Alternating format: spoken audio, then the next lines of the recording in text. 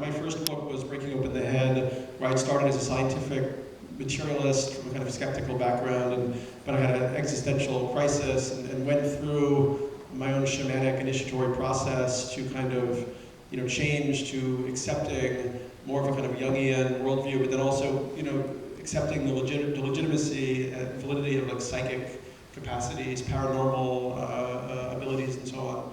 And so could no longer believe in the scientific view that consciousness is simply brain-based. I recognized that there were these other dimensions to psychic reality. And then that led me to study 2012, because, in relationship to the works of people like Terence McKenna and Jose Arguelles, and in relationship to having had experiences through shamanism where people would, bring out knowledge about things that were going to happen or about the past, so that time and space didn't seem so linear anymore. So it seemed likely that, to me, or quite plausible, that a civilization like the indigenous Maya, who were really focused on shamanic technologies and precise astronomical observation, they might have beamed into an understanding of kind of the cyclical nature of civilization and on a level that we don't really imagine yet. So anyway, so I went from the breaking open of the head to then thinking about prophecies in 2012, and he kind of went from more, kind of like looking at all this evidence around ancient civilizations and the suggestion that we were on this, tipping point or transition point, to then having through the same medicines, your own head opening. So then recognizing that, as much as there's an outer process here, it's also an inner process. So that the distinctions that Western society has been maintaining between like the inner and the outer, and the psychic and the physical, begin to dissolve. And we begin to recognize that, we're in this. Collective psychic field.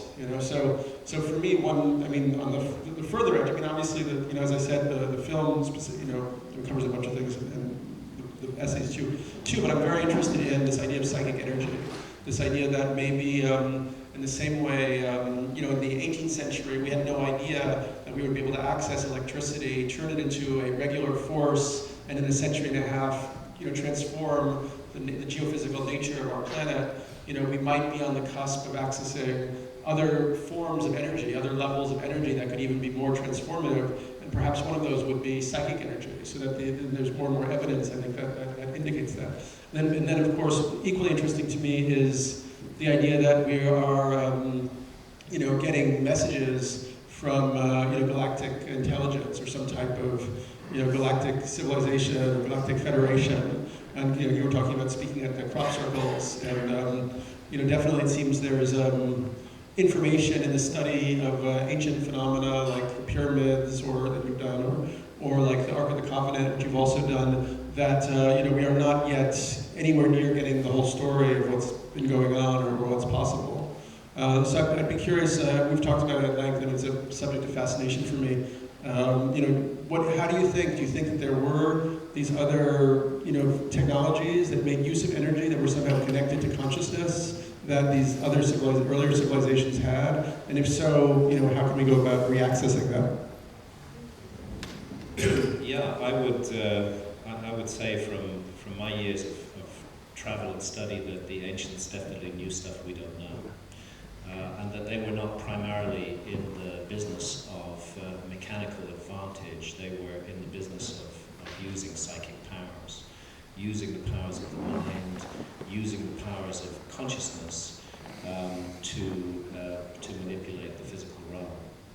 There are some aspects of the pyramids of Giza that are really impossible to explain any other way. Likewise with Sacsayhuaman in Cusco in Peru, really impossible building feats if we try to explain them in our own terms. And clearly there was something else going on there.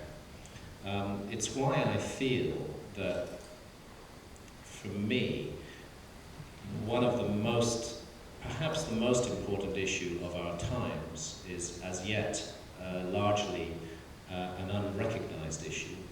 And that is the issue of sovereignty over consciousness. We've had all kinds of debates and progress on human rights in our society rights movement, women's liberation, gay rights. These have all been recognized as legitimate human rights, which our society has reluctantly, in many cases, admitted through. Usually when one of these rights is being discussed, there's a huge lobby that says that society is going to completely collapse if that is allowed to happen. And in every single case, that lobby has been proved to be 100% wrong.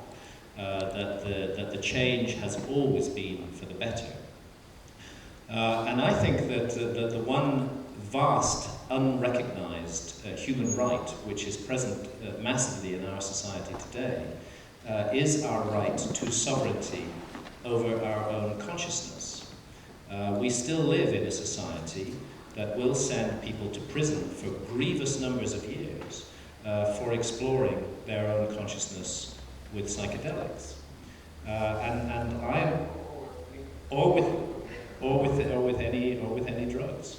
And I am of the view that what an adult chooses to do with their own consciousness responsibly in their own homes is their own business.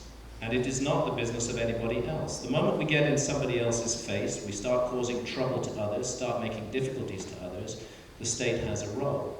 But I think that we are setting an extremely dangerous precedent by handing over the keys to our consciousness to the state and saying, yes, we agree, you have the right to control this area of our lives. And it's not simply an issue of the war on drugs. If you consider the enormous forces in our society that are directing and controlling human consciousness, the enormous power of 24-hour-a-day television, the huge propaganda machines that surround elections and politicians, the vast amounts of money that are put into advertising by corporations to encourage us to be competitive consumers and producers, I think that the war on drugs is a litmus test of this problem, but the problem is much, much wider than that. That we do not live in a society. We march around the world imposing democracy on others and tell them that our way is the best way, but we haven't cleaned up our own backyard when we do not tolerate freedom of consciousness. Strangely, we tolerate freedom of conscience, but freedom of consciousness is an unrecognized and, in my view, fundamental human right. And I feel that if we as a society do not regain control over our own consciousness and say government, corporations, military, industry, stay out of this inner sanctum of my life and insist on that, then we will never be fully mature as a civilization and as a society. And I think that this problem is actually at the root of many of the problems in our society today. The sense that we are owned by the state, rather than that the state is there to serve us. And the founding fathers in the United States saw this danger very clearly, and it's sad how far in the opposite direction America and my own country, Britain, have gone. Britain is verging horrifically towards a police state at the moment. I actually almost shiver when I go back through the border at the way that things are going now. And just another thing which again touches on this is the habit of obedience that is being inculcated in us, whether it's through mass vaccination campaigns. It's amazing how many people just willingly turn up for that without asking any questions. Quite separate from the issue of the harm that the vaccinations may do, is the issue that this should be a matter of grave personal choice, which should not be foisted upon us by governments. And these naked body scanners in airports right now are another very disturbing element where I see the habit of obedience being inculcated, so that instead of being an issue, it becomes simply a habit that we always say yes to the powers that be. Now, they give you an opportunity to opt out of the naked body scanners. And when you opt out, I've had this experience, and another gentleman wrote a similar account on the net just recently. It's clear that the security staff have been given instructions to make your experience utterly miserable if you opt out. I was given such an aggressive body search that it felt almost like a rape, and it was done in full public view, and they shouted, opt out, and called in other security people to gather around me, and gave me a deeply